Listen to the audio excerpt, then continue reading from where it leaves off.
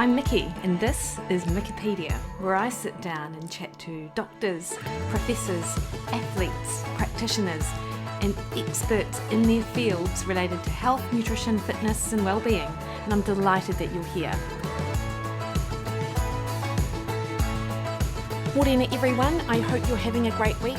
Hey, today I'm super stoked to bring to you my conversation that I have with Dr. Simon Marshall, who is a performance psychologist based out of San Diego, the co-director of Braveheart Coaching with his wife Leslie Patterson, and co-author of their book, The Brave Athlete, Calm the Down and Rise to the Occasion, which is a hilarious and insightful look into the athlete's mind and how we can be our own worst enemies when it comes to the stories that we tell ourselves.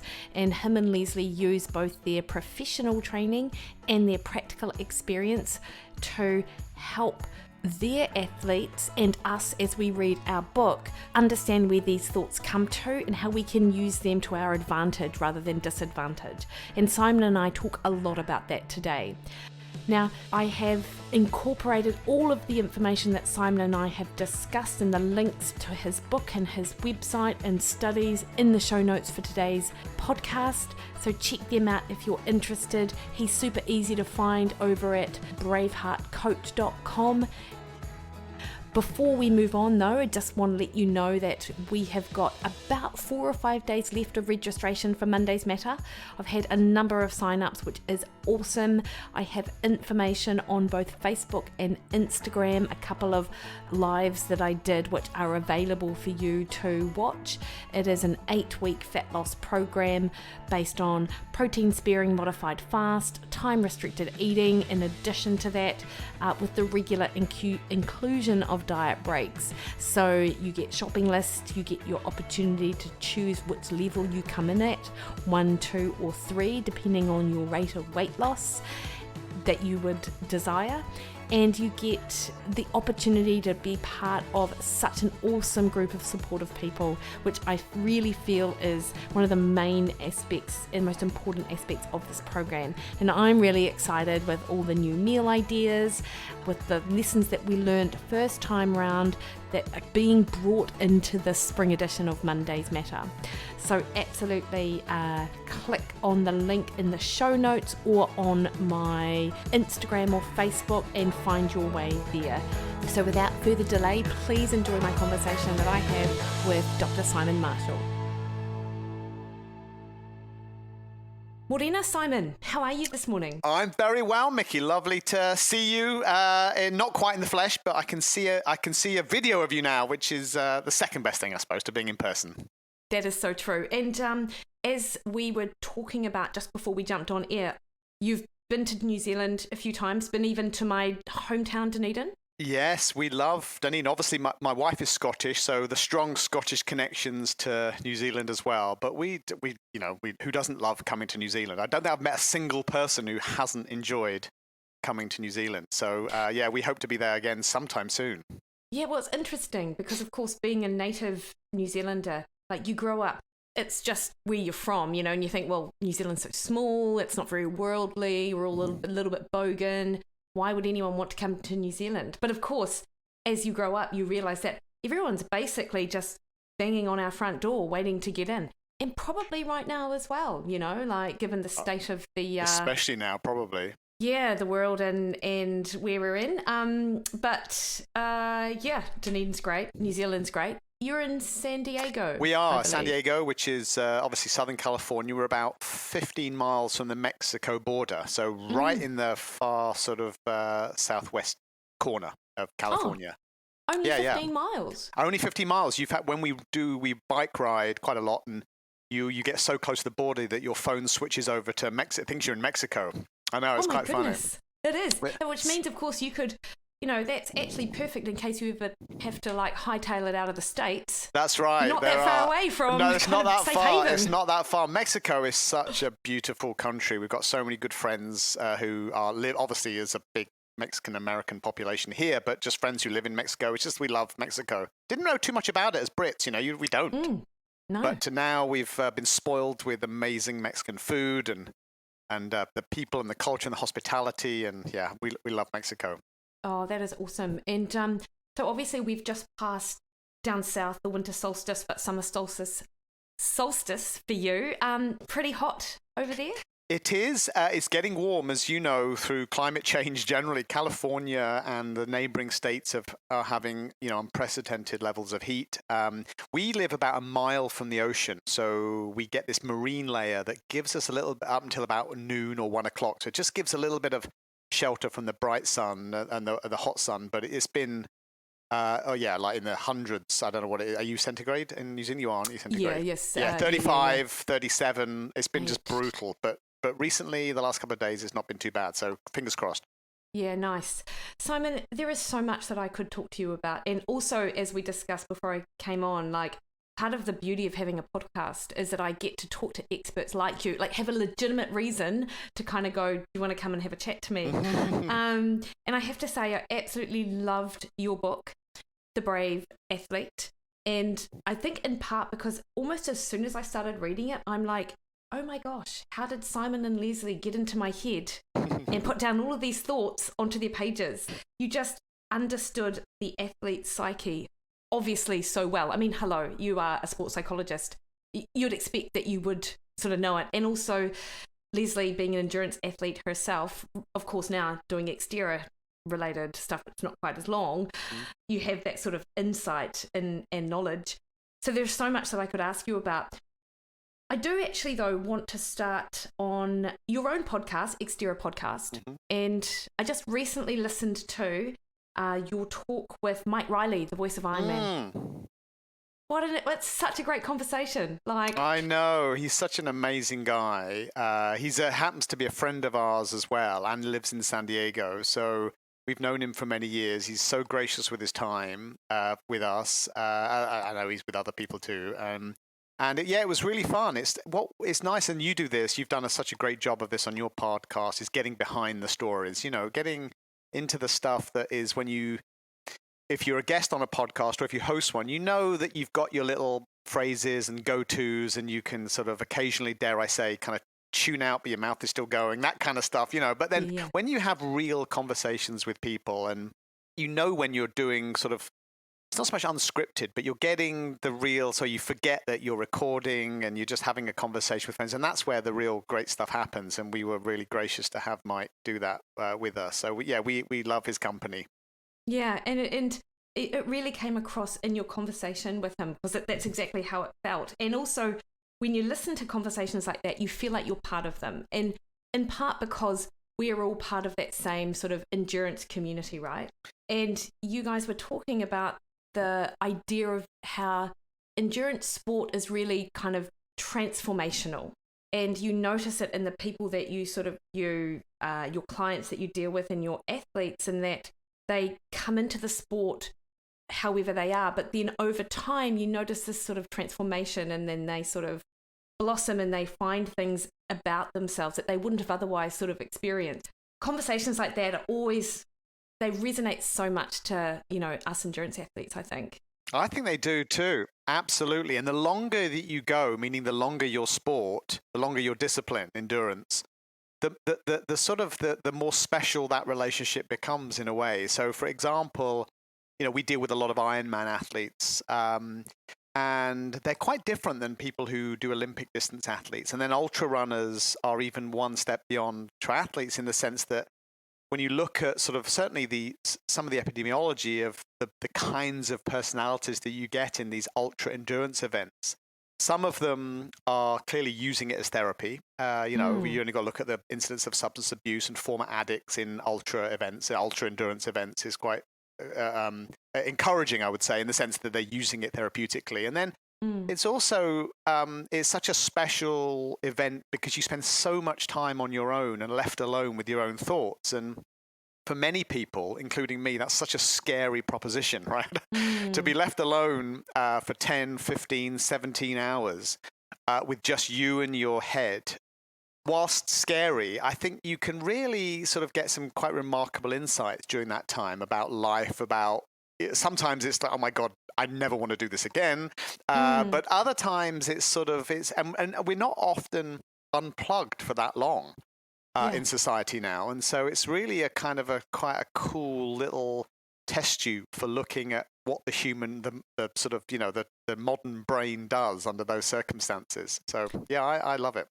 Yeah, and it's probably more accessible than, say, an ayahuasca ceremony as well, which would be the other alternative of exactly. kind of, those ceremonies, including hallucinogenics in general, are going to be probably coming a little bit more to the fore, certainly in my field, in psychotherapy and psychiatry and the allied professions, because of some of those breakthroughs. But endurance exercise, it takes some beating for learning about you and yourself, and and in triathlon especially, the overwhelming majority are people have had quite, I would say spiritual, with a small s, sort of transformational experiences doing it. So something about the uniqueness of being on your own in somewhat discomfort or in pain, on your own with your own thoughts, is kind of special.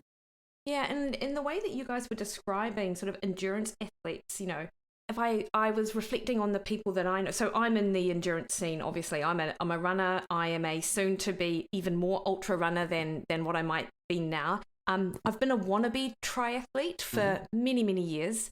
I've signed up to Ironman, and then like about a month later, just like got a refund. And I'm like, and then instead of thinking, gosh, I just lost, $500, I'm like, oh, thank God, I just saved myself like, $8,000 or however much it was going to cost.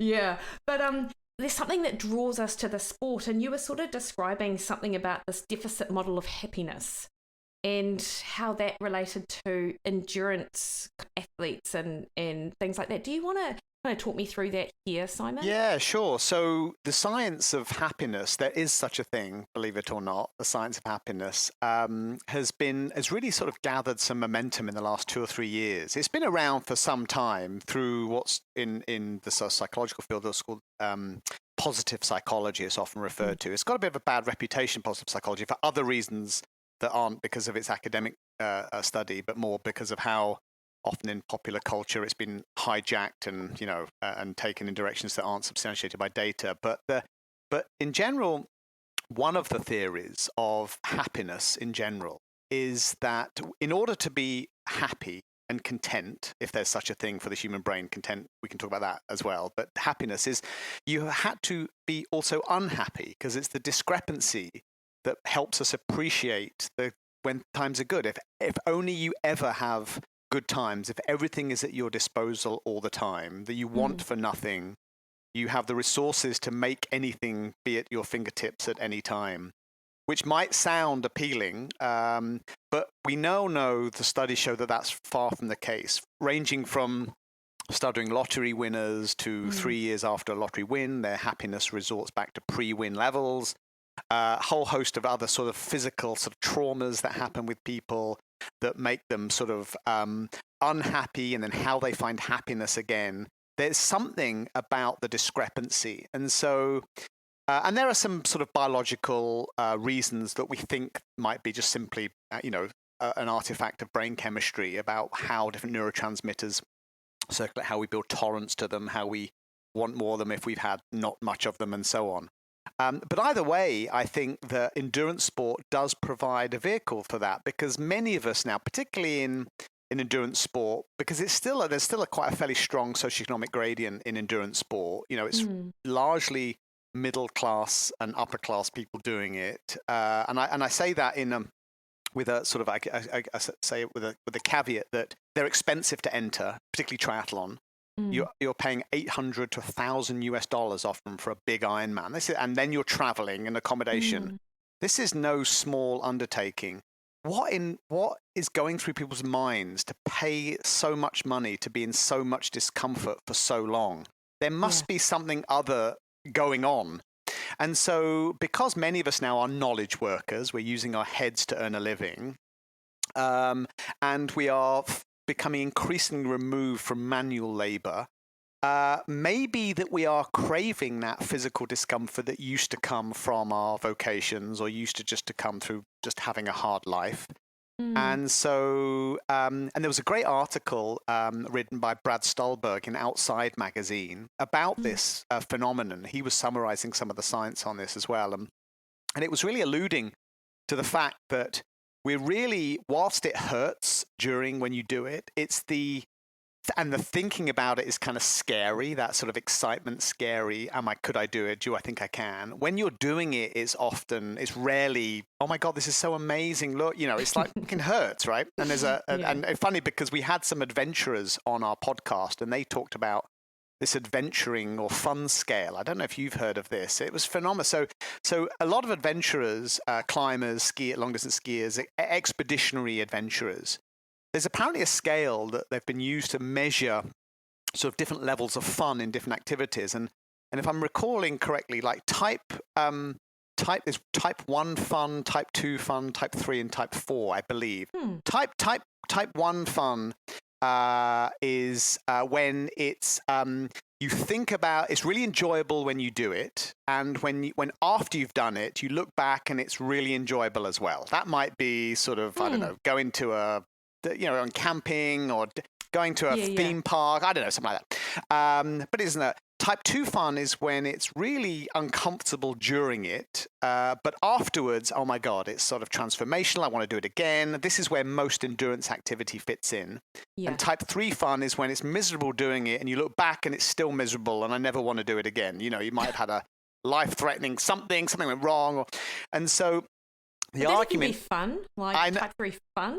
I know, probably the fun is probably the wrong label there, but they call this fun scale. But the type 2 experiences where not very nice during, but when it's all done, oh my God, a sense of accomplishment. We need more of those experiences in our life because they're gradually being engineered out of our lives because we can pay to take shortcuts, we can buy our way out of discomfort and so on.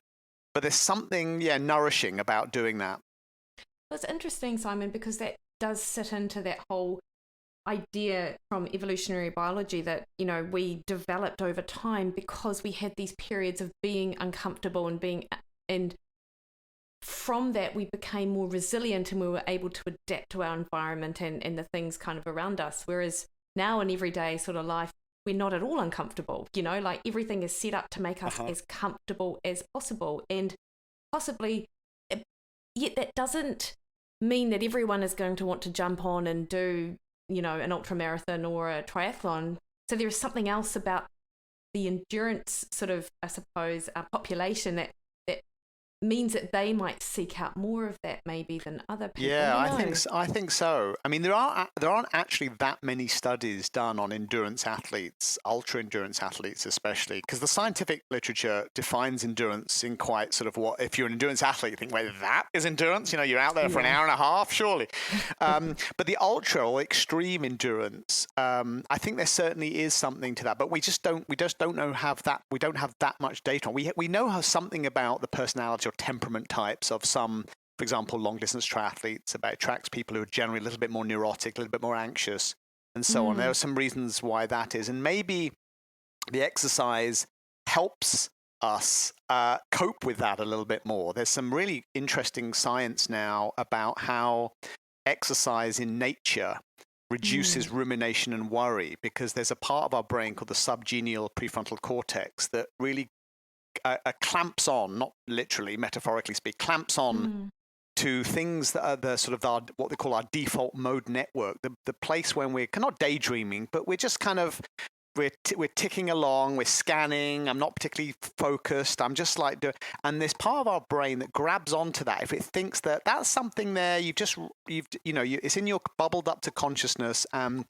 we need to worry about that. We need to think about that because it could be a problem for you. So the subgenial prefrontal cortex takes it away, metaphorically speaking, and then we go down rabbit holes of analysis and overthinking and so on.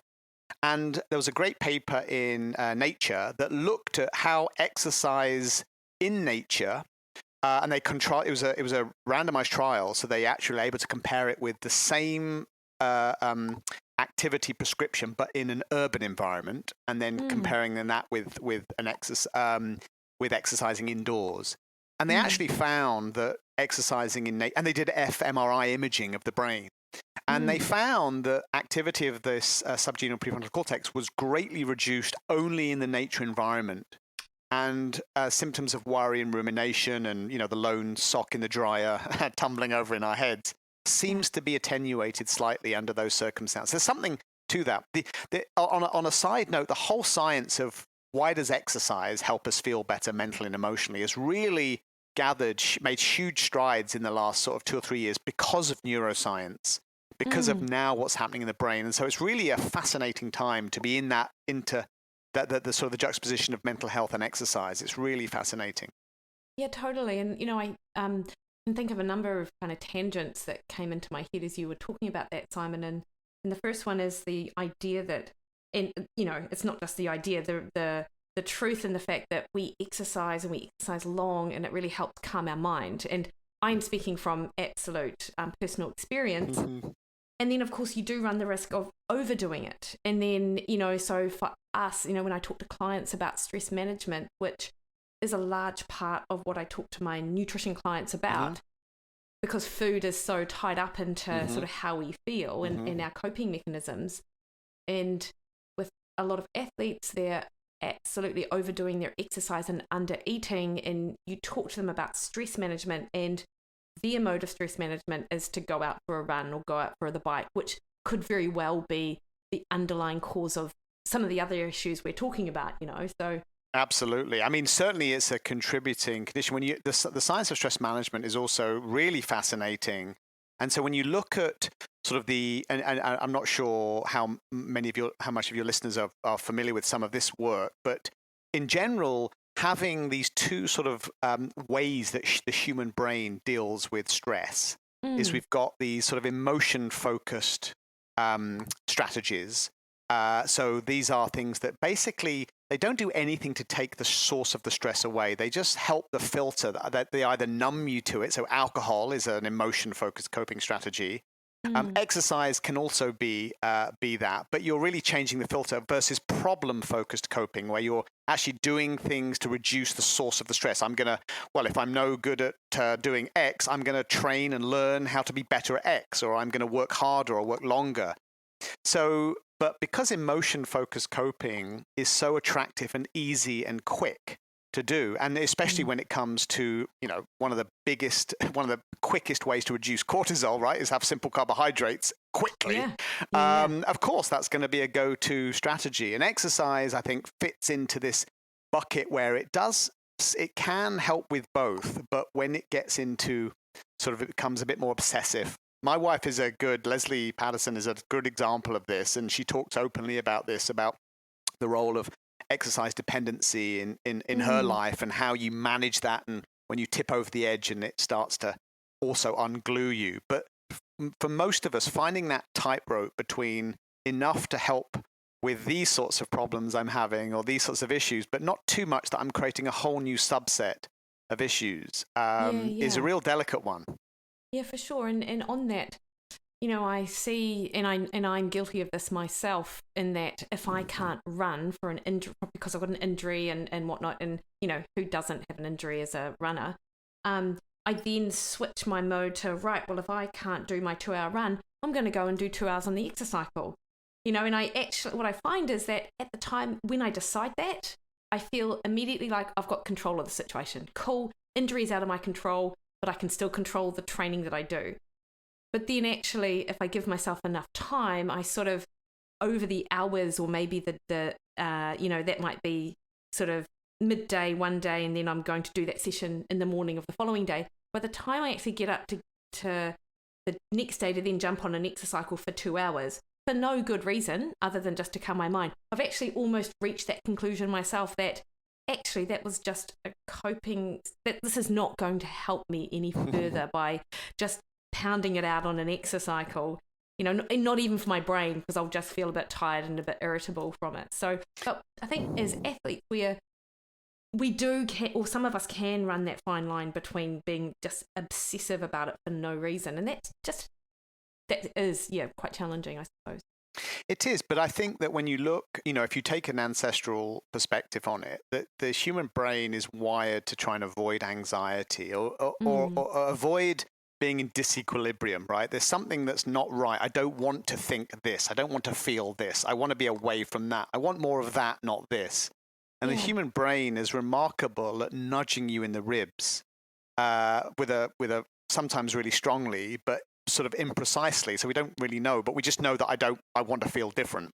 And so we start grasping or doing things to make us feel different. And so no wonder that most of the things that certainly Western populations are, in so air quotes, addicted to, work fairly quickly, are very successful at making you feel something different. It's just that the long-term consequences we pay for, right? And it's interesting because even the science now has looked at, there are different, we talk about dopamine a lot, obviously, and dopamine is so misunderstood by many people. We always think of it just as simply the pleasure chemical, right? That we do something, but really dopamine is underscore the biology of wanting and striving for and direction to. And I do think that when we start to get find ways to kind of hijack a dopamine pathway, for want of a word, because there are multiple dopamine pathways in the brain. So one of them goes straight to our limbic system, which is where all emotions come from, our feelings come from, as well as our, the fight or flight response and the rest of it. Works very quickly, very much more the brain has a much higher incentive to choosing that pathway, the here and now pathway, versus the I'll do it later, which is called a mesocortical dopamine pathway, as opposed to a mesolimbic pathway. So, and this is behind the finding that, there's a famous study in behavioral economics, which is that if I offer somebody money now, I say, okay, Mikki, I'll give you $100 now, or I'll give you $200 a year from now. Which would you choose? And most people choose $100 now, even though it's smaller than the amount, because I don't want to wait. And the reason for that, we think, is because the dopamine pathways, when thinking about those two options, are quite different. One is going to the frontal cortex, thinking, oh my God, this is good. I'm going to get more money. I can use it to save. Health, exercise for health fits into a mesocortical pathway, right? I'm doing this because I'm going to have better X, Y, Z, health outcomes, whatever. But the feel good here and now that you get from, the jar of cashew butter at 8 o'clock at night or whatever, it's a much more intense experience. And so we're going to choose those quicker, short term. So it's a really unfair advantage that those sorts of reward pathways have for us. So we have to be sensitized to that and know when one is sort of winning out and what can we do to engineer it back. They're so interesting, right? So so a couple of thoughts on that. One is, I would go for the $200 next year. Like I'm very good at delayed gratification. Like but for this me, is I'm like, great, yeah. Well, yeah, but I've got to make sure that that's a useful thing to have in sort of everything that I do, right? And there are things like if I think about me and entering races, and I'm sure we'll discuss this in a short while, but I need to be able to use that to the best of my advantage. But I see what you've just described all of the time with clients, because this is not in the sport arena, but again, it's food, and you didn't mention the cashew butter. It's like I constantly talk to them about this idea that, yes, that 5 minutes of pleasure as you're stuffing that spoon into your mouth and getting through that cashew butter, is that really going to be worth that sort of in half an hour? Even though you shouldn't feel guilty, you will feel guilty and you'll hate yourself, and you'll then think of some other punishing thing with which will either go through your mind or that you'll have to sort of execute in order to quote unquote make up for it. But that's such an interesting thought experiment, that $100 now versus $200 like in a year's and time. it applies to, you may have had, I think you even described this, you've entered a race that is basically the human brain. If something is 6 months away, you could talk most people into most things. Dave Goggins does it so well in his book when he's like, everything seems like a good idea Tuesday afternoon in the sunshine. I know. Yeah. Because it's all mesocortical dopamine, really. You're thinking, and oh my God, this is what I need to get back on track. I'm going to enter this race. We're going to do this. And then as the time gets closer and closer, your limbic system is saying, what the have you just done? This is, are you crazy? You're going to get humiliated. You haven't done nearly enough. And then so you sort of, there's some self-sabotage, and then you pull out. And this is the cycle that many athletes find themselves on. We coach a lot of endurance athletes, and this is a very, very common one. So yeah, it's kind of brain biology, right? So we can't necessarily, or it's probably unreasonable to expect to overturn and completely change, but we can start to be aware of things and say, you know what, I'm going to do this now, but I'm going to put limits around it and when I can and how. And certainly for most people, when that comes to food or alcohol or gambling or pornography, choose the emotion-focused coping thing of choice there. You can usually sort of use some strategies, and some of them come from I will say, from the diet literature as well. Like urge surfing is a great one that really comes from disordered eating and eating disorder literature. So there are some strategies that we can use to help at least flip that switch from limbic to cortical. Yeah, and I do want to go into those some of those strategies as well, because what you just described about entering a race, being all up for it until about a month out, and then either downgrading, I've done that multiple times, or just pulling out before the event. Again, done that multiple times. Like, I'm very well known for it, to the point that I've literally 2 days ago, I entered the 100K for Topor, and it's an ultra marathon. And I was up until 2 days ago going to enter 50K, and then I'm like, bugger it, I'm just going to enter the 100. And I tried to sort of have a word to myself and think, Mikki, why is this any different from last year when you thought you would do that? I talked myself into it, because I'm like, well, I've thought this has been a good idea for at least 6 weeks. So I didn't I just sort of like hit the button for paying for it 2 days ago. But my biggest fear, Simon, and you go through sort of multiple characteristics of athletes, and what goes on in their head through your book. But my fear is of the actual event, it's not a body image thing. It's not, am I going to come first or last, or, I'm not worried about how I place. Is this event too big for me? Like, am I capable of doing it? And I have self-confidence in a range of different kind of areas, but I don't know. I think I'm lacking that self-belief. It's and it traps you as well as 95, because it's not unique to you. I'm sure you would appreciate that. And it traps us in this awful cycle, because one of the biggest drivers, if not the biggest driver of self-belief, or actually self-confidence, is success, right? Feeling as though that you've pulled something off. And if we are trapped in the cycle of, I'm going to, this is it, and then pulling out, you never get a chance to feel successful. And so self-belief and self-confidence keeps at sort of a baseline level. So we need to start tricking ourselves to find big, audacious goals that we somehow have said, so a strategy for that would be, I've entered the 100, but I'll do 50. And then if I think I've had enough, that's my out point. And at the 50 point, I'll have all my stuff there that I can get away or get out. And I'm just going to get to the 50, and then, but you get to 50 and the dopamine snowball keeps rolling. I could do a little bit more. So, and this goes into the principle of segmenting. Any big goal, you segment it, because again, we can microdose ourselves with dopamine, because dopamine is the thing that's going to keep us persisting in the face of adversity. But also, as any list maker or lover of lists will tell you, when you check something off a list, I've done that, I've got through that, you get a little feeling of accomplishment and feel goodness, and that's largely dopamine. So if we can do that with our activity as well, it really helps. So we have in our coaching, we've got this, we call it the quarter quit rule. Hard to say if you've had a few pints, but the quarter quit rule. And this is simply suit up and commit to doing 25% of a session. Even if you have I just don't want to do it today, of all things, if you're hungover, if you're whatever, I just can't be bothered. Suit up and do 25%, and then turn around and come home.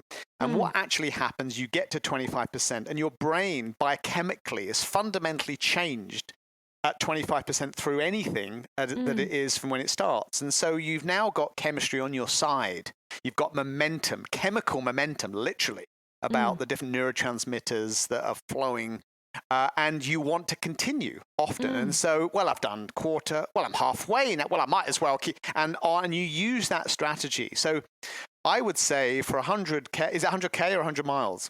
100K, my God. Oh, God, I kind of say, even I'd come over and slap you. What are you doing? 100K. So, that is really 4 25K events. Or you need to break it down, and you only race the little mini segment that you're in, and you don't just play lip service to that. You give yourself a legitimate out at those. And you might think that flies in the fact, well, if I make it easy, it's like running laps. If I have to run past my house every time, it's so easy to.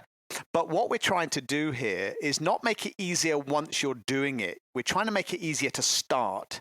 Yes. And once you've made it easier to start and you get going, you then have momentum, psychological momentum, biochemical momentum, and you make different decisions when you're already through something.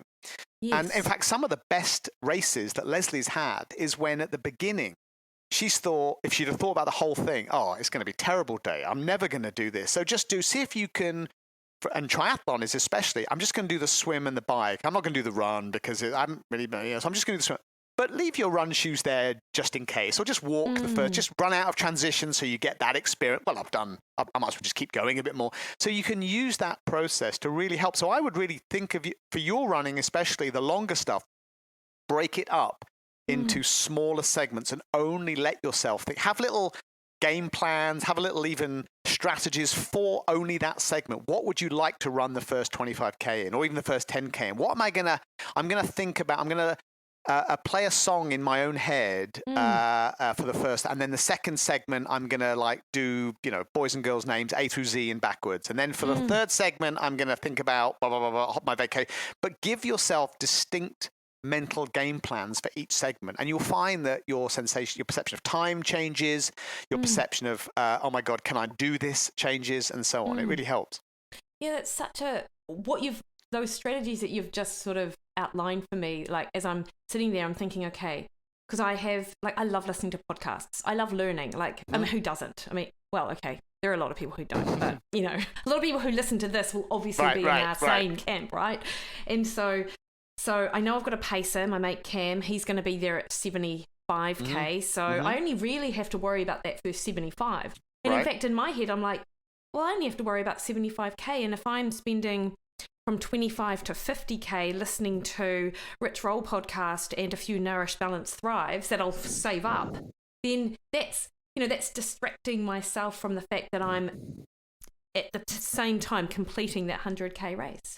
Exactly. I mean, that all works. I mean, the part of our brain that kicks in, particularly for endurance sport, because it's sort of it's a closed motor skill, right? It's like doing the same action over and over. It's not golf or tennis or soccer. It's the same action over, which is a wonderful opportunity to tune out parts of your brain that don't really need to be switched on, or they're always switched on, but they don't have to be highly active. So yeah, rhythmic sort of closed motor skills lend themselves to almost this auto-hypnotic state anyway. And some athletes talk about it as flow states, where you just kind of lose sense of time and place, and it's just kind of ticking along. But most people don't. Flow is a really interesting topic as an aside. But what many people fail to appreciate is that they think flow, or getting into that magical, oh my God, everything's zoned out, and it's just is like a trampoline to a door, like 20 feet in the air. I've just got to, if I could just time it, but it's really, you got to swim through a sewer to get to the clean water. That's what flow actually is like. It's almost like, like airline turbulence. It's coming, it's bombed, oh my God, but on the other side, smooth air, oh my God, here we are. And you don't realize that you have to go through, maybe this is the deficit model again, right? You have to go through misery to find the kind of the good parts. And flow seems to be that way. And very few people, certainly the empirical evidence suggests that you don't go from, you start and within a minute you're in this perfect sort of like trance-like state. You have to often go through pretty grim times. So think of that as well when you're running. Like, oh my God, the worse it gets means around the corner is something that's going to be incredible. Totally. And it's really interesting. Like as you were talking, Simon, I did get a little bit distracted by what you said about the brain always being switched on. So very small question. Hopefully this won't take too much time. It is an absolute fallacy that we only use like 20% of our brain, right? I mean, that's rubbish. Well, I live in America. It's probably true in America, but no. People, Americans will hear this. No. It's absolutely nonsense. There's a couple myths, one of which is that we only use 10 or 20% of our brain. Absolutely nonsense. That your left brain or right brain, absolutely nonsense. We use all of our brain most of the time. Yeah. What is different, though, is the way that different either things in our environment or the things that our sensory system, both our exteroceptive senses, eyes and ears, and interoceptive, hunger, cramp coming on, all these other things that critique or ask us to shine a spotlight, our perception of those sensations. And we go down rabbit holes. They're begging us, like, follow me, come with me, you injured piece of, what are you doing? And it's begging us to follow it. And that is where athletes, and well, not just athletes, anybody generally gets into trouble. So it's recognizing when you're being called away down a rabbit hole and knowing how to sort of put the gates in quickly. That's really what meditation training is designed to do, right? It's passive attention training. Technically, you're saying, I notice, but I don't focus on. I see you, but I'm not becoming. It's like I always use the analogy with athletes of a firework display. The state that we're trying to get to with our internal state, our thoughts and feelings, particularly when they're unpleasant, is like a firework display. One is come up and it's shocking and it's awful, or terrifying or nerve-wracking, and it fades, and then my attention is to the next one, and I'm not really thinking about the explosion that I can't see anymore. We'd like to get to that point, but unfortunately, largely because of parts of our brain, different parts of our brain, how they operate, particularly this subgenial prefrontal cortex that grabs onto worry and takes it away and goes down a hole with it. We're trying to stop that. So it's a challenge, but it can be done. You can learn this, how to do it effectively. Well, and another kind of athlete example, which is different from what I struggle with, is that I know of a friend and they enter multiple Ironman events, never finish them. Never. Like, hasn't finished an Ironman in maybe 7 years, yet has entered multiple of these events, and it's almost like a self-sabotage thing appears to go on, like, got a flat, didn't have my tire, or my power meter wasn't working, or there's something that happens almost every time, and I just really feel for them, because all of these multiple opportunities with which to prove to themselves that they can do it, they've sort of, it's not that they haven't taken the challenge, it's just something in their mind has blocked them from then sort of moving past that. And someone else who I was talking to about our friend, they were like, they're very caught up in this idea that they're this type of athlete, that they're a 3:13 runner and a 5:30 bike and a 57-minute swimmer, but they've never actually put it all together. So, but in their head, they are comparable to these other very successful athletes who always are out on the course in front of them. So it's almost like, I'm not going to be as good as that person, so I'm just going to something happens so they can never prove that they're better, or subsequently, of course, it's never seen that they're worse. Exactly. So, I mean, this is one of the best examples of self-sabotage. And many athletes don't think of it. If you're in that position, I've been in that. I started as a cyclist, and I remember, and I've given this example now because it's taken probably 30 years to be not embarrassed about it anymore. In a race, I let my own tires down. I got dropped. I was like 14. I think I got dropped from a criterium, and I was no one on the backside, and I let my rolled around to the pit lap and timed it so I didn't have to take a lap. And I never told anybody, and I just flattered, what can you do? And it really, studying psychology now and studying, and actually when I say that, a lot of people have had similar experiences. It might not be as outrageously embarrassing as that, but we've all got some element of when we find things either aren't going well, or I need it to be perfect. Unless it's perfect, it's not a good day. So everything has to be perfect. And we spend a lot of time telling our athletes, you don't have to feel good to have a good race. Some of Leslie's best races have been when she's felt worse the night before and terrible. It's going to be a terrible day. And so, but the self-sabotage thing is a fascinating one for me, mainly because I come from that background as a kid, right? So, and I think a lot of the time it's, what are we protecting? And we're protecting, ultimately, it comes back to our ego with a small e, not in a strict how the sort of lay person interprets ego. So what's often happening with those sorts of experiences, and I'll segue that into another sort of a version of that where we don't not finish, but we just kind of walk, we call it in, we just kind of walk it in, and we do it slow, but we've got all the reasons why that happened, is because if you think about it, and it usually is athletes who have less self-belief or lower self-esteem, sometimes low self-confidence, but the roots of the tree trunk of our self-judgment system is that when you lay everything on the line, so there's nothing that you couldn't have done differently, everything's on the line, and it still is not good enough. What does that say about you? Oh, yeah. And for many of us, it's like the answer is, you know what it says? You don't have what it takes. Because when everything is perfect, you're still not good enough. Yes. And that, for a lot of people, is for your limbic system brain that is trying to avoid humiliation, embarrassment, and inadequacy, the holy trinity of brain bed shitting, right? Is if those things, there's a possibility that they could come true, I am going to, by hook or by crook, create a set of circumstances where I can explain away why those things happen. There's a whole area in psychology called attribution theory, in fact, about the attributions, the reasons we give for outcomes. And working through those, and it's ultimately about our relationship with failure. So at the heart of this is changing an athlete's relationship with failure to the point where you don't just hope it doesn't happen, but you get to a point where you've trained yourself to will failure on. Come on, I want to know. And David Goggins is like, probably a poster child of this for the nth degree. But if you have to kind of over tighten a screw to know how tight the screw can go. And so an athlete can get into that mindset of, I want to know what my limits are. Then I'm going to have to experience failure. And so your changing relationship with failure is really important. Now, many athletes don't just some don't finish, and that's one version. But the other, far more, I think, pernicious version is when athletes start as a competitor, meaning numbers on, I'm ready, I'm going to throw it down, I'm looking around, and then something happens along the way where, for whatever reason, it's not my day, you switch to a participant, not a competitor. Yes.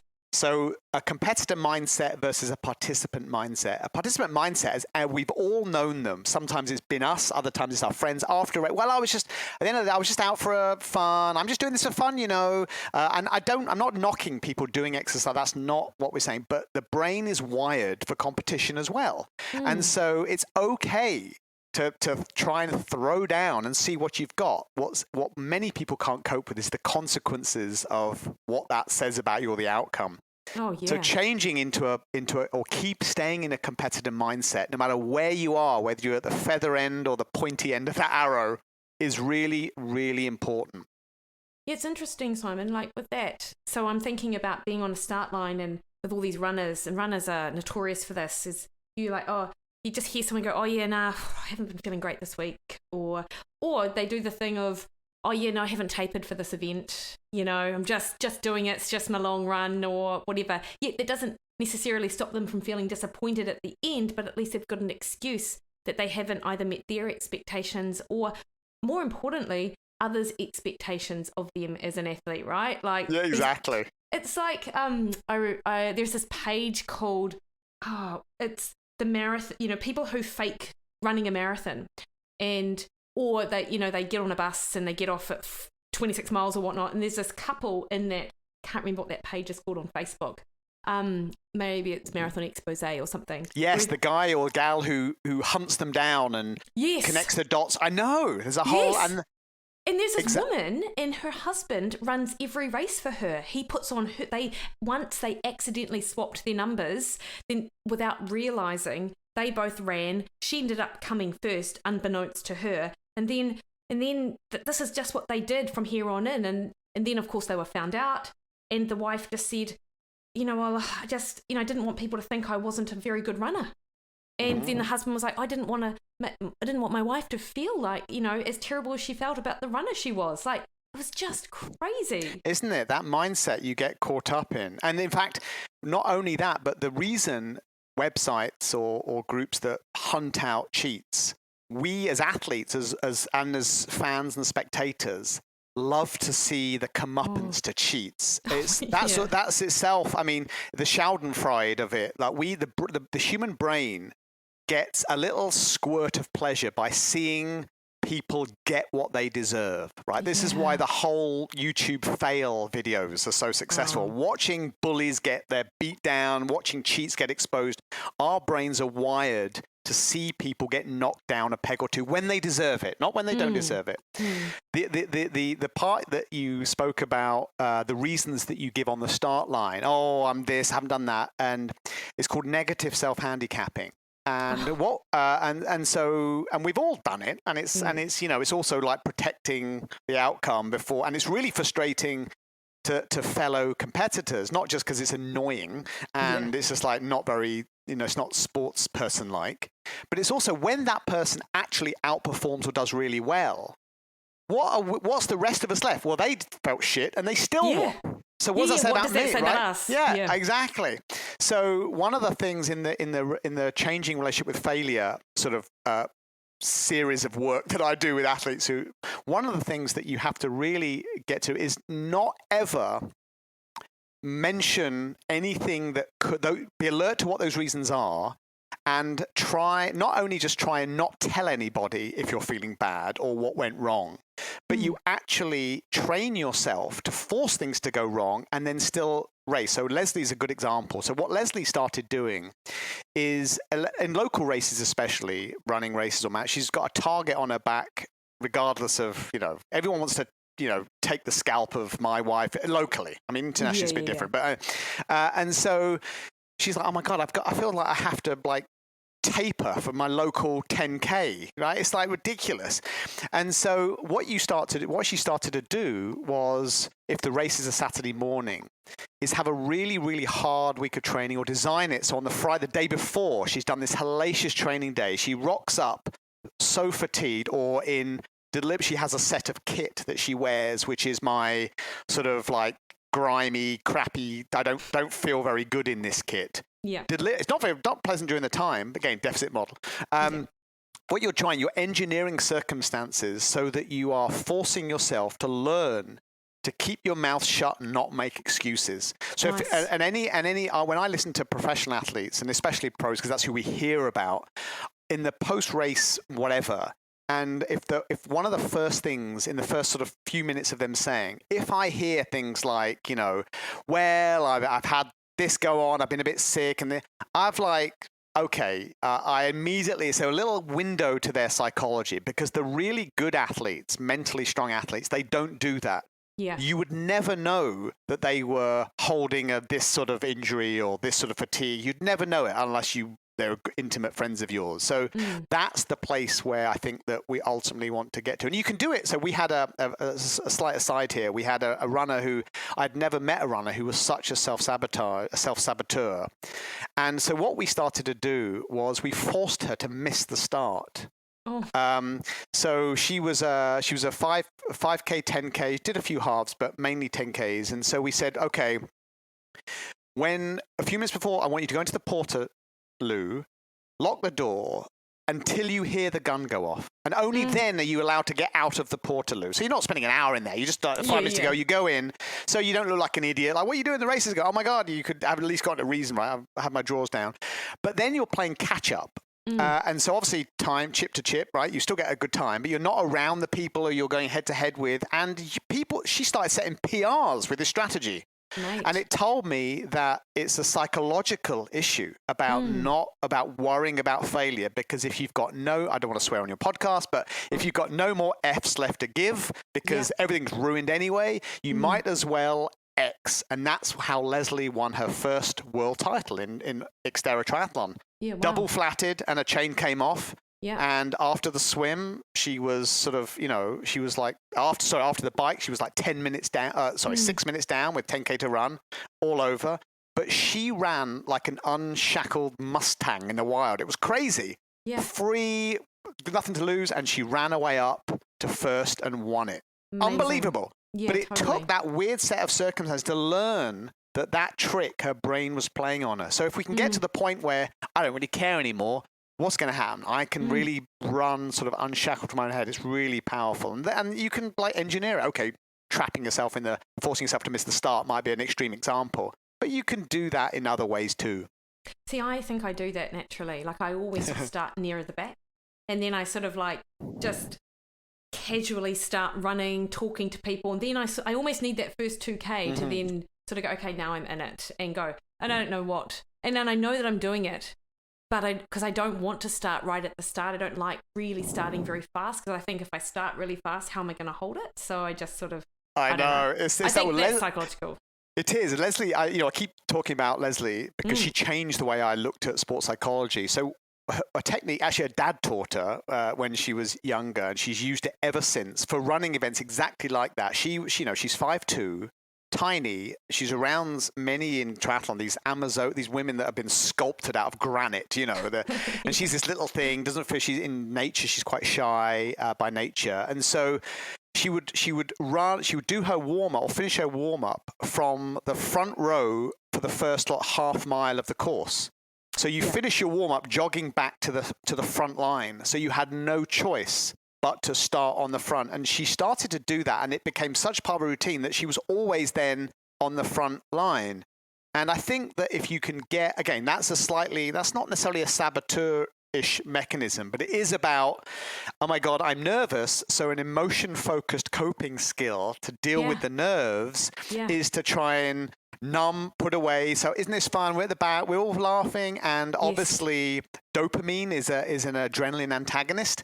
So this is why cracking a joke when the high stress levels is the best thing that you can do. It works, right? It's a good emotion focused coping, but ultimately it makes you slower. It does. It totally does. So it's like, okay, when it push comes to the shove, and particularly if now seconds or minutes matter to you, sometimes it doesn't, but if it does, you can't be doing that shit. That stuff will not help in the long run. So we have to find ways to re-engineer your relationship with it. It's like manning up, basically. Or womaning up, I should say. Yes, womaning up.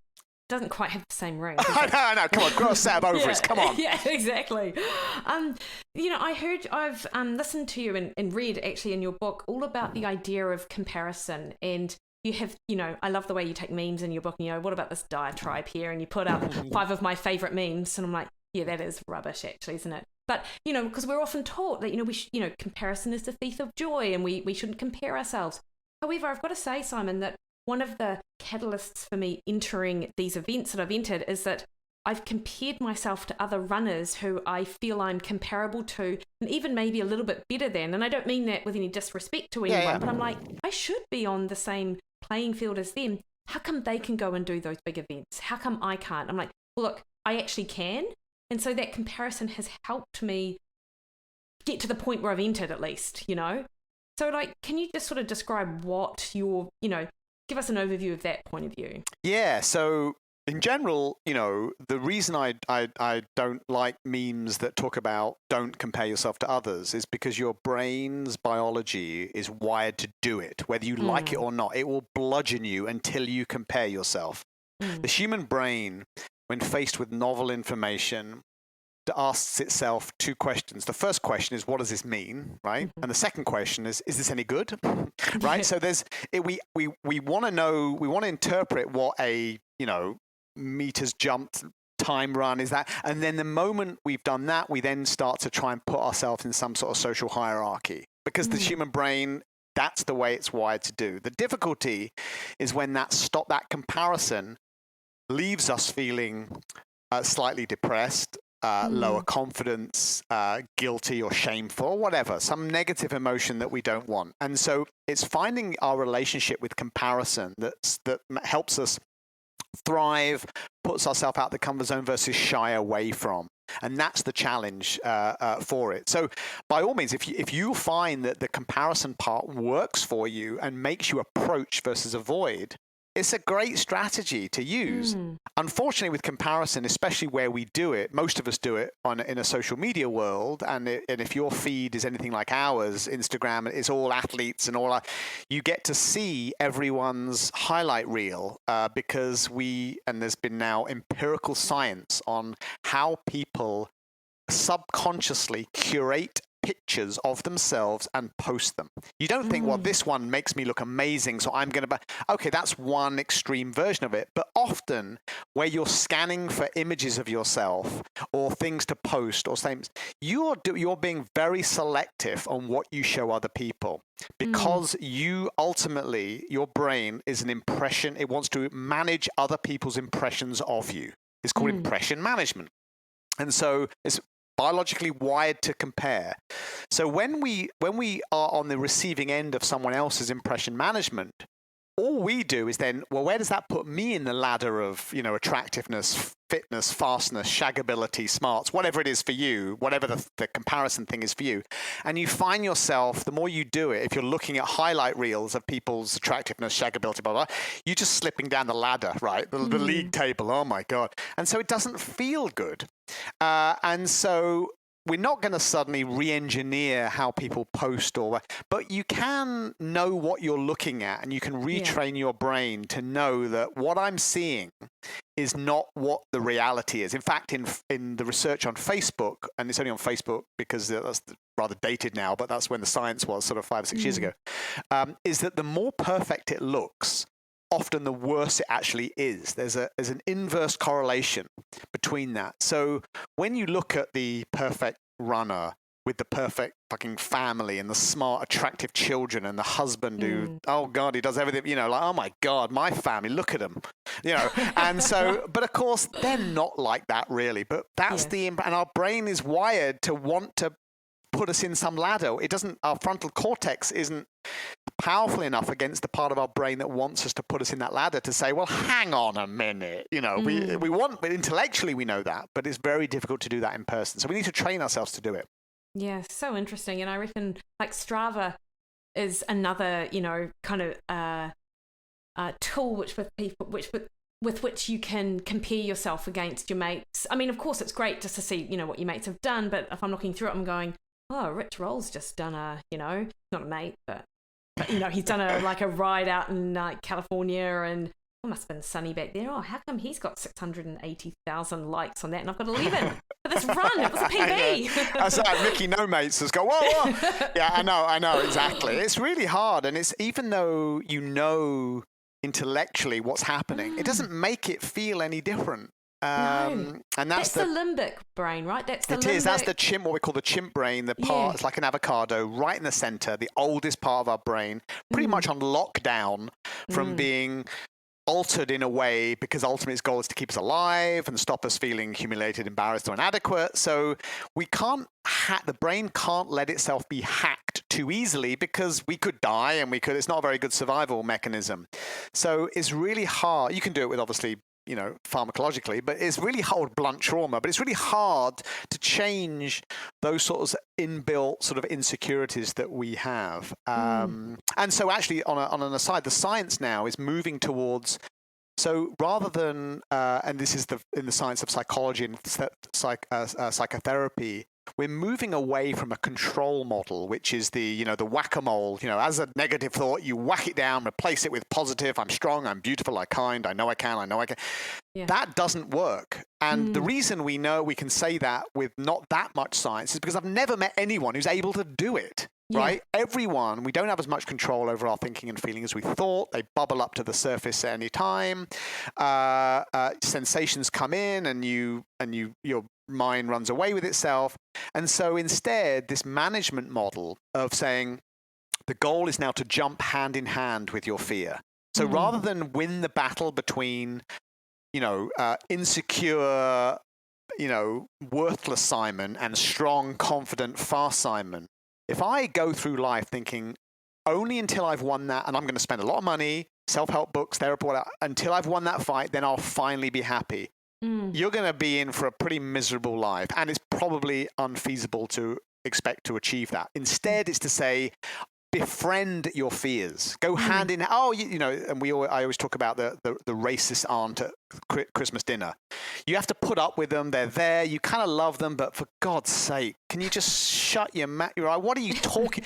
Right? Yeah. That's the way we need to be with our fears. Don't worry, I've got this. Don't worry, you'll still be there when I get back. I've got this. And so we need to get to that perspective or that place as athletes. Yeah, it's interesting. I'm like, as you're saying that, I'm thinking back to December. We were in Arrowtown, and there is this gravel bike pathway from Arrowtown to this brewery just at the about 20k down the road. And in my head, I'm like, well, that should be easy enough to like mountain bike my way there. But some of those, because I'm terrible with props, like I fall off. I just recently had had fallen off my mountain bike just after thinking I was commuting on gravel and I fell off. I was thinking to myself, oh, I'm getting this, and then I fall off, and I'm like, okay, maybe not. But as I was gravel biking down this like really steep incline, I'm like, holy heck, this is like, I'm super scared right now. So I had to self-talk my way through it, going, Williden, you've got this. You can do this. You can do this. Knowing I wasn't actually training my brain to believe it, but I was almost blocking out those thoughts. Yeah, right you don't need time. to train yourself, right, to believe it. You just need to quieten the noise. So self-talk that's a really good example of using self-talk. Another one is singing to yourself. Oh, yeah. Having a chorus of a song that's kind of a bit like edgy and bitchy and fucking, come on, I'm ready, have a little thing in your head that you can sing, because it's all running interference on the part of our brain that wants to tell you, this is not good. You're not good at this. Why do you bother? Why don't you do something you're actually good at for once? You spend money on a coach. Oh my God. Are you like all of those weird thoughts that we get? So running interference is a great one. So overthinking is, the kryptonite for the athlete. Totally. And so the very good athletes, the top percent of the elite athletes, do it one of two ways. They either, there's not much to turn off, right? That's probably being polite. Or they've learned dimmer switch skills, right? They haven't learned on and off switch because it's impossible to do, really. So dimmer switch skills of how do I quieten the voice? How do I turn away from the battle versus I'm busy fighting it and then I can be happy. Therein lies the Willy Wonka's golden ticket of being a brave, mentally tough athlete. No, I love it. And Simon, look, I'm mindful of your time because I don't want to take all day. But one last thing I just want to sort of hear your thoughts on is going back to an earlier point about nature and exercise and how there's that, the real synergy of actually doing exercise in nature has a really calming effect. And if we think about the limbic brain being our old reptilian brain, and there's this idea in evolutionary biology that I've read about anyway that suggests there's something about nature that inherently we see it as being part of us being able to survive. Like, millions of years ago, like this is the environment with which we've been able to thrive and survive and as a species. And so I wonder how much of there's a connection from our limbic brain in addition, like being in nature, how much that might have to do with being able to calm down that kind of chimp brain. Absolutely. And there's now evidence in visual neuroscience. There's if you're interested in another podcast to listen to when you're running, is fantastic. Is a guy called Andrew Huberman. If you haven't heard of him, Lab, yeah. Yeah, the Human Lab at Stanford is a visual neuroscientist and doing incredible applied work about these exact concepts. And I know that we're running out of time, but in a nutshell, one of the new quite remarkable findings is that when your visual system detects you are moving through time and space, it can detect objects moving past you, and some of those objects are flora and fauna versus, infrastructure concrete. Quite a curious thing happens because your eyes, remember, they're originally designed to just detect light and dark cycles. They're part of brain tissue. They pop out of our skull in the first trimester. So there's a layer of cells about a width of a credit card called the neural epithelial layer that's around the back of and it's indistinguishable from brain tissue. And what that does is when your eyes detect you're moving through time and space, your eyes start to move from portrait mode to landscape mode. You, instead of foveating, narrowing your attention in, it starts to broaden. Your eyes start to track left to right or right to left, sideways across the horizon. And this finding, because there are direct connections between how your eyes are moving, some of the fear centers in your brain, like the amygdala and so on. When your brain detects your eyes start to go out of this foveated state and scan the horizon, you start to calm down. And when I mean calm down, blood flow to the limbic system drops, cortisol drops, serotonin and dopamine go up, and so on. It's actually now EMDR therapy for PTSD training. If you might have heard of that, eye movement desensitization reprocessing, is exactly capitalizing on that same biological mechanism to treat PTSD. And so what's happening, we think, is that when, from an ancestral, looking at it through an ancestral lens, is when our brains detect I'm moving through time and space, I'm escaping or have escaped some predatory or an environment that might be fairly noxious or hostile, things are going to be okay. That's the sort of the simplistic version of it. But in essence, we can leverage that now because there's a couple of randomized controlled trials that have looked at exercise, fMRI imaging of the brain, like we've mentioned, inside in nature, outside in urban environments, and then inside. You find quite remarkable differences on what happens to our visual system and all the measures that we have of anxiety and nervousness and rumination and worry. They seem to drop when you're outside. Something special about outside exercise. So pelotoning or treadmilling, great exercise, fantastic. Don't want to knock them, but you're still foveating. You're focusing on a screen, you're looking down, and that may explain why outdoor exercise seems to be so beneficial to our health. And that finding dates back to the 50s, where people had hospital beds with a window, had better clinical outcomes, they lived longer, had better complications than people who had no windows. Something about seeing outdoors, and of course, there couldn't be more polar opposites than New Zealand and Southern California, right, in terms of the built environment. So you have the luxury of having lots of green space to exercise in, but many people around the world don't. They only can go out in environment. So I'm saying, if you can't do anything about being in nature, there's no parks, at least try and do some horizon scanning as you're doing it. Don't go out walking around the block or getting an exercise break looking at your phone, or even to a certain extent looking at a dog that you're walking. Try and let your gaze spread to the horizon. It seems to have sort of what we call an anxiolytic effect. It reduces our sense of sort of anxiety or worry or rumination. No, that's awesome. And notwithstanding the fact that Andrew Huberman has said that we shouldn't have caffeine as soon as we wake up in the morning. I've yet to actually look. I don't want to look at the science. Well, he's probably wrong on that one. I mean, if we can be selective on which science we want to accept. Yeah, exactly. Look at you! I look at the ringtone. Oh yeah, that's a little window to your inner bogan. I know.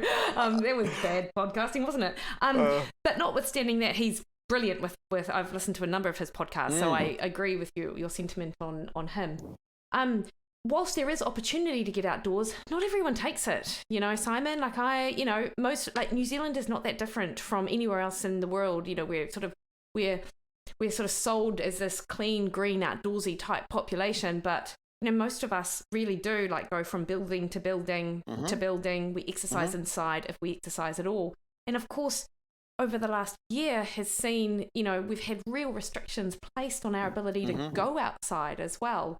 So any final thoughts on, I suppose, the impact that COVID or something else like that might have had on our endurance community? Do you have any insight there? Yeah, what's interesting is, though, when you look at the Strava do the end of year report each year of all of the 75 billion users, and they found that endurance because it's mainly endurance exercises that are on Strava, in pretty much all classes of exercise, from hiking to competitive running to big audacious Everesting, all these challenges that you get on these, they all have gone through the roof. So people are doing 2 to 3 times more than they've ever done.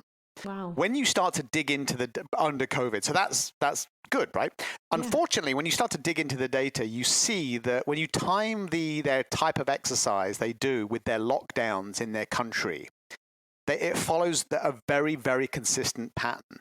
So in other words, exercisers will want to get their exercise in no matter what. They will find, just like, the water will always find the crack. we athletes do that as well. So we'll go inside, we'll do that. But as the moment we are permitted or allowed to be outside, people do in droves. And so I think this is, our brains know this intuitively better than we do, frontal cortexally. So we just have to follow that a little bit more, I think, and say, look, exercise outdoors is not just good for our training, but it's actually good for our mental health. It's better for our mental health. And all exercise, I don't want the message be only exercise out. If you can't exercise outdoors, don't bother. All exercise is going to help your health pretty much, but outdoor exercise is special. And exercise in nature outdoors is even specialer, right? So try and do that whenever you can for your mental health and the therapeutic benefits of it, outside of TSS scores and FTPs and train all the metrics we have of, being faster and quicker.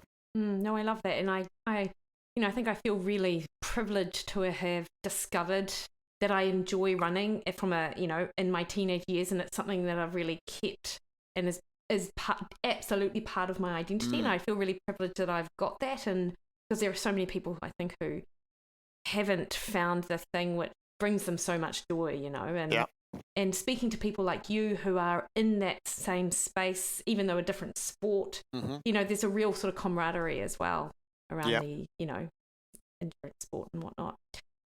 Simon, this has been great speaking to you. I had like 4 or 5 pages of notes and then got on the call going, gosh, have I got enough? And got through like a page of them. So, but I really appreciate your time. You've got your Xterra podcast. Are you still updating that? We haven't done it. We did the first season because Xterra own it and Leslie and I host it. We haven't done it after March. We might pick it up again. We can if we wish, but I think that other things get in the way. We love, like you. We're highly intellectually curious. We love talking about ideas and concepts that can make our lives better and others. And so it's all good. That's awesome. And I'll include obviously links as to how people can connect with you and Leslie and Brain Park coaching and whatnot. So thank you, Simon. This has been great. Enjoy the rest of your day. Thanks so much, Mikki. It's always a pleasure to talk to you. I'm a big fan of your podcast too. And so hopefully we'll see each other in the flesh sometime. Yes.